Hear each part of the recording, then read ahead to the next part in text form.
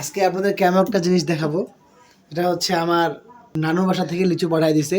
দেখেন একবার এটা টক্সিন মুক্ত, যার ভিতরে কোনো মনে করেন ফরমালিন বা কোনো এক্সট্রা কোনো কিছু করা হয় নাই।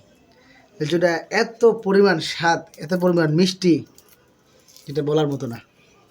আমি যদি পারতাম তাহলে আপনাদেরকেও একটু খাওয়াইতাম বা খাওয়াই দিতাম। দেখেন লিচুটার ভিতরে অংশটা খালি কী পরিমাণে অসাধারণ।